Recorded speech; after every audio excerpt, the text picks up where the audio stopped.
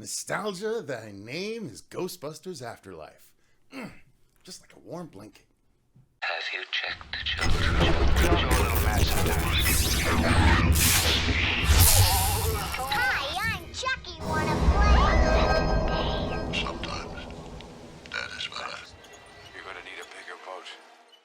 Hey everyone, welcome to the Horror Show. I'm Cecil Laird, and I am here to do a solo review of Ghostbusters Afterlife. I was intending it to be a non-spoiler review, but guys, I gotta be honest with you, so much of this movie was spoilers.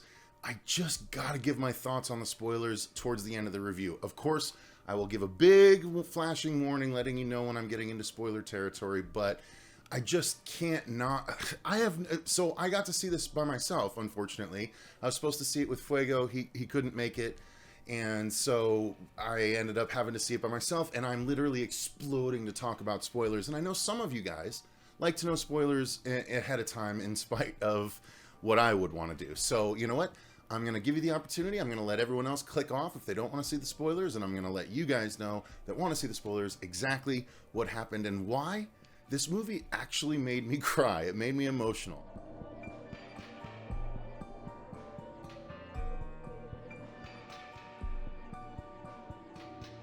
I really liked this movie, you guys. It was a well done rebequel. And so rebequel is a term that I coined years ago on the channel where it's a reboot sequel, right? It is definitely a reboot because they're sort of moving things along, passing the torch, if you will, metaphorically, to a new group of people to handle an old property, but it obviously ties into the old property because you see Janine Melnitz in the actual trailer for Ghostbusters Afterlife. So this is a direct sequel to Ghostbusters 2, which was, of course, a direct sequel to Ghostbusters 1. This ignores, as far as I can tell, completely ignores the 2016 Ghostbusters, doesn't even reference those events, acts like those events never happened, which I know will make some people very happy. But yeah, continuing with my overall thoughts before I break it down a little bit more for you guys, this movie really was like a warm blanket for me. Like, at first, I found myself being a little anxious watching it because I'm like, This is someone really toying. It's Jason Reitman, granted. It's the son of Ivan Reitman, who had a big hand in the original Ghostbusters, obviously. But I didn't realize how much I liked the original Ghostbusters movies until I sat down and started watching this one, and my nerves and anxiety started to take hold of me. Like, I had to calm myself down. I'm like, this could be bad, but it could be really good. I don't want them to screw it up. And luckily, he absolutely did not. I enjoyed this movie, but it is a heavy, heavy dose of nostalgia to a fault. That's my point. This movie ended up being so much like the first movie in a lot of ways that I don't know that it did enough to separate itself and make it its own thing. There are definitely some aspects that did, but it is very much like the first movie. I mean, structurally, of course. So I think that a lot of people are going to like it. A lot of people my age are going to enjoy it on a completely different level than a younger generation. This is a fantastic family romp. Right? This is a good movie that you can see with your whole family. Everyone will enjoy themselves. There's one moment that is what I would consider a scary kind of jump scare moment that is really more of an homage to the Gmork in the Neverending Story than anything else. And when you see the movie, you'll know what I'm talking about. But it was endurable by kids, right? It was focusing on kids. It was about the kids. And the adults were a little bit tertiary. They definitely play a big part, but they're not the central focus throughout the movie. And I liked that. I felt like it was a good generational story. And so overall, again, I'm getting into certain aspects. So my overall thoughts were, I really enjoyed this film. I think that it was just fun, guys. We haven't had fun in the theaters in a while, and this was fun. So I'm going to break it down a little bit more for you. The story is, of course, about this family, this young girl, Phoebe, and her brother, played by Finn Wolfhard, and her mother, their mother, rather, who move out to this mansion. They inherit this mansion after the death of their mother's estranged father. We don't know who it is until we do see in the trailer that she finds the uniform of Spangler, and so they are the relatives of Egon. Again, I'm not spoiling anything in this portion of the review, but the relatives of Egon show up, and she, the daughter specifically, who is very into science, very intelligent, she starts following clues, finding things, and trying to figure out what they are. She's a very scientific mind, so it actually works. They explain all of that along the way. Their summer school teacher, played by Paul Rudd, gets wind of these things that they're finding and tells them a little bit about the origins of what they might be. And so it becomes an evolving mystery where especially Phoebe is trying to figure out what exactly happened with her grandfather. Why was he here doing this? And the story actually presents some interesting conflicts that as the movie goes, you're like, how in the hell are they gonna, they're leaning on this conflict heavily, but how are they gonna resolve it? It's unresolvable. And I'm here to tell you, the storytelling is good in this movie. I'll just leave it at that at this point. But they then accidentally sort of happen across the ghost situation. There is a releasing of a ghost, which is shown in one of the trailers, and that starts a chain reaction of events that leads to sort of big cataclysmic things. And everyone is dragged along for the ride as a result of said actions. Again, I'm not spoiling anything in this portion of the review, but it was an engaging story. I loved watching it develop because we know the story of the Ghostbusters. We know Ghostbusters 1, we know Ghostbusters 2, so they don't have to take the time to develop a lot of the background stuff that we already know. They kind of speed run some of that stuff, especially when Phoebe finds the proton pack and stuff like that. Everything kind of moves a little bit fast, but it's super enjoyable. It is very much a Spielbergian version of Ghostbusters. A Super 8, which was J.J. Abrams' version of a Spielberg movie. Version of Ghostbusters. You know what I mean? I wouldn't go so far as to say Stranger Things, because I feel like Stranger Things focused on the kids' relationships a little bit more than this one did. I mean, this one did, but it was very well balanced. The relationships between all of the characters and the ongoing Ghostbusters story was balanced very, very well. The movie was paced very, very well, in my opinion. I was enjoying myself throughout, never got bored, never looked at my watch. It's about a 2-hour movie. I would not have minded another half an hour of this because it was just that enjoyable. So, story-wise, I was happy. Acting. I loved the actors in this. I thought Phoebe was phenomenal. I thought Finn Wolfhard. This is a logical next step for this actor, right? We saw him in Stranger Things for all those years. He did that horror movie that was not great.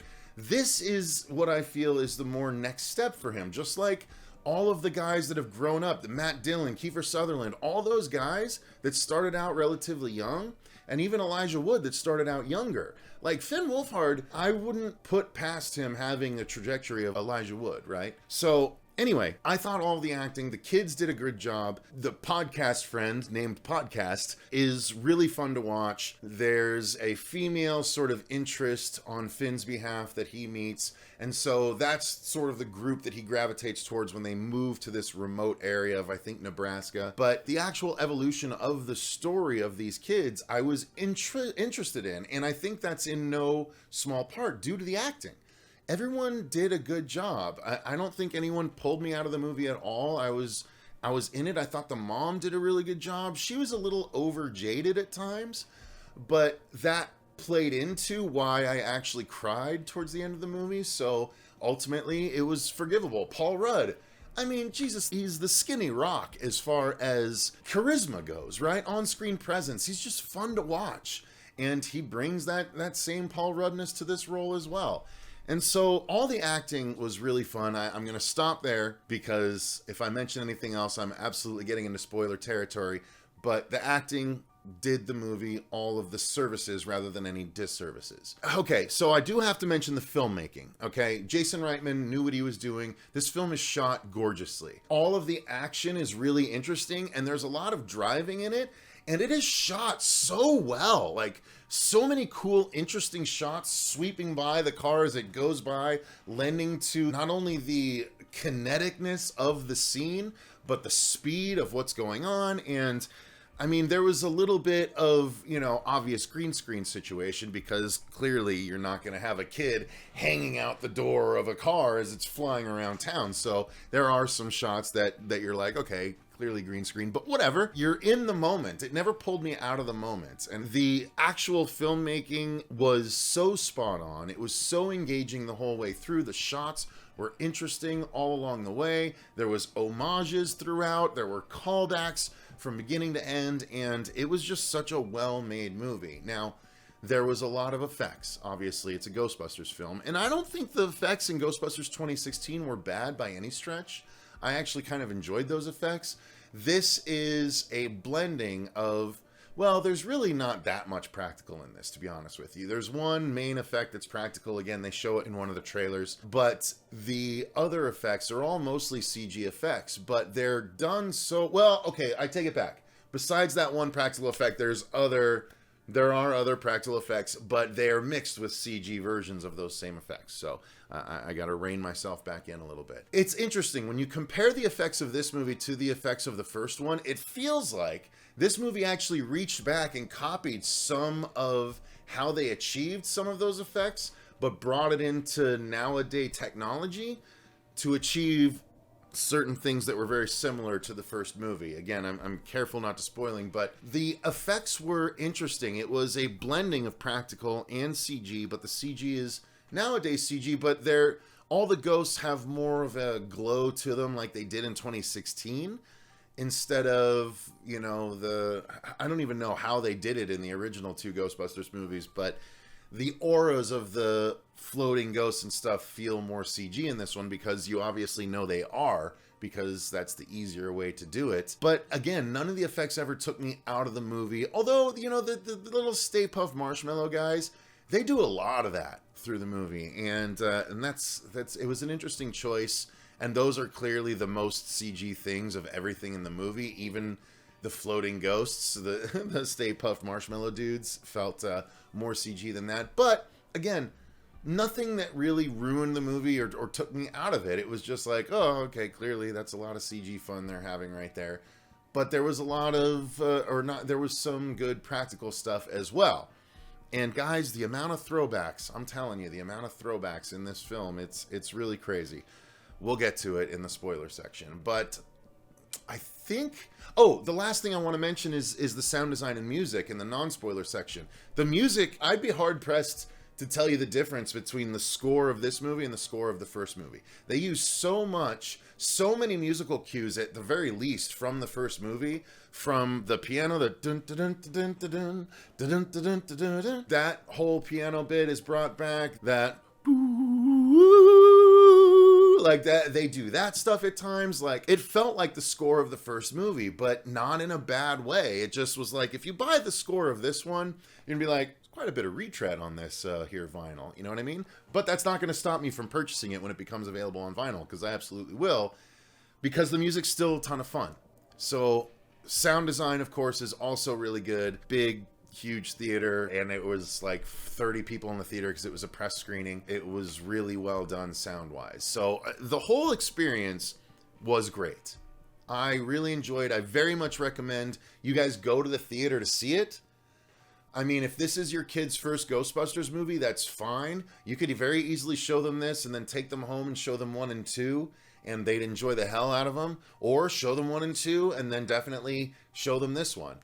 This is a really fun movie, and I highly recommend you guys go and see it in the theater. Anyway, guys, this movie was so enjoyable. If you've watched all the way to this point, thank you very much for watching. If you enjoyed the video, click the like button and subscribe.